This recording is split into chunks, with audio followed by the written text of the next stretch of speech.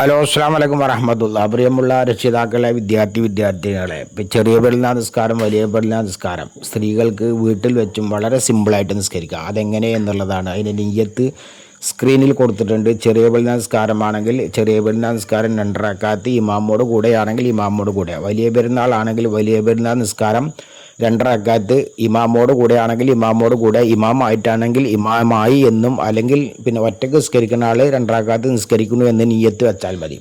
സാധാരണ നിസ്കാരത്തിൻ്റെ നിയ്യത്ത് നമ്മൾ സ്ക്രീനിൽ കൊടുത്തിട്ടുണ്ട്. അതിൻ്റെ ശേഷം സാധാരണ നിസ്കാരത്തിൽ ചൊല്ലുന്നത് പോലെ തന്നെ വജ്ജഹത്തു ഓതുക. വജ്ജഹത്തു വജ്ഹിയ ലില്ലദീ ഫത്തറസ്സമാവാതി, അവിടെ ഇന്നസ്വലാത്തി എന്ന് പല ആളുകളും ചൊല്ലാറുണ്ട്. അത് പ്രത്യേകം ശ്രദ്ധിക്കുക.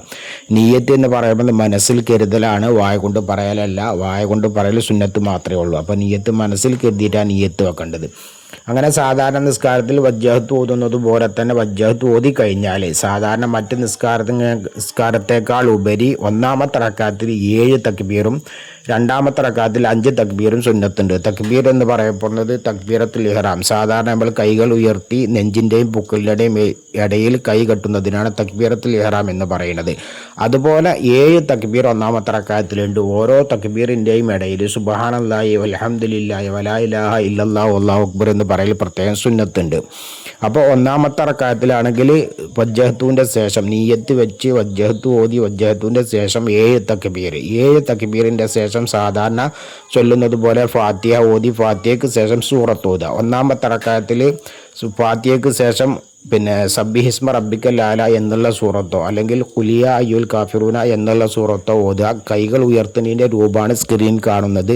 ആ കൈകൾ ഉയർത്തി എവിടെയാണോ കൈ കെട്ടേണ്ടത് എന്നതിൻ്റെ രൂപം അവിടെ കാണിക്കുന്നുണ്ട്. അപ്പോൾ ഒന്നാമത്തെ റക്അത്തിൽ നമ്മൾ ഫാത്തിഹയ്ക്ക് ശേഷം സബ്ബിഹിസ്മ ഓതുക, അതല്ലെങ്കിൽ ഖുലിയ അയ്യുൽ കാഫിറൂന. രണ്ടാമത്തെ റക്അത്തിൽ ഹല്ലത്താക്ക ഹദീദുൽ ഖാശിയ എന്നുള്ള സൂറത്ത്, അതല്ലെങ്കിൽ സൂറത്തുൽ ഇഖ്ലാസ് ഖുൽ ഹുവല്ലാഹു അഹദ് എന്നുള്ള സൂറത്ത് ഓതുക രണ്ടാമത്തെ റക്അത്തിൽ.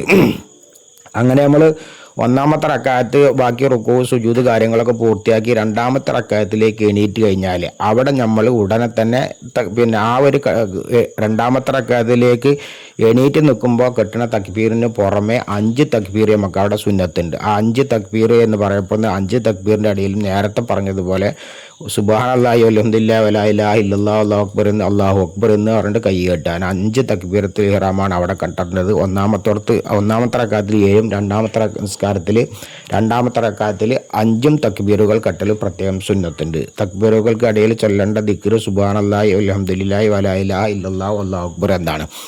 അങ്ങനെ നിസ്കാരം പൂർത്തിയാക്കി സലാം റുക്കൂ സുജൂദ് ബാക്കിയുള്ളതൊക്കെ ചെയ്ത് നിസ്കാരം സലാം വീട്ടിക്കഴിഞ്ഞാൽ ഒറ്റക്ക് നിസ്കരിക്കുന്ന ആളുകൾക്കും സ്ത്രീകൾക്കും ഖുത്ബ ഓതൽ സുന്നത്തില്ല. ബാക്കിയുള്ള ആളുകൾക്ക് 2 ഖുത്ബ ഓതൽ എന്തുണ്ട്, സുന്നത്തുണ്ട്. അപ്പോൾ സ്ത്രീകൾക്ക് എന്ത് ചെയ്യുക, ഏത് സ്ത്രീകൾക്കും ജമാഅത്തായിട്ട് തന്നെ വീട്ടിൽ വെച്ചിട്ട് നിസ്കരിക്കാവുന്നതാണ്. അവനവൻ്റെ മക്കളെ അയൽവാസികളെയൊക്കെ ഉൾപ്പെടുത്തിയിട്ട് എന്ത് ചെയ്യുക, വീട്ടിൽ വെച്ചിട്ടും ഇത്തരം കാര്യങ്ങളൊക്കെ സ്ത്രീകൾ നിസ്കരിക്കൽ പതിവാക്കണം. അത് വളരെ സുന്നത്ത് നിസ്കാരങ്ങളിൽ വെച്ച് വളരെ പ്രാധാന്യമുള്ളൊരു നിസ്കാരമാണ് വലിയ പെരുന്നാൾ നിസ്കാരവും ചെറിയ പെരുന്നാൾ നിസ്കാരം. അപ്പോൾ കഴിവിൻ്റെ പരമാവധി വീട്ടിൽ വെച്ച് നിസ്കരിക്കാൻ വേണ്ടിയിട്ട് എല്ലാവരും ശ്രദ്ധിക്കുക. അല്ലാഹു തആല നമ്മൾ ചെയ്യുന്ന ഓരോ പ്രവർത്തനങ്ങളും അവൻ്റെ അടുക്കൽ സ്വാലിഹായ അമലായിട്ട് സ്വീകരിക്കട്ടെ. ഇത്തരം പ്രവർത്തനങ്ങൾ തുടർന്നും ചെയ്യാൻ അല്ലാഹു തആല നമുക്കെല്ലാവർക്കും ഭാഗ്യം നൽകട്ടെ. അസ്സലാമു അലൈക്കും വറഹ്മത്തുള്ളാഹി.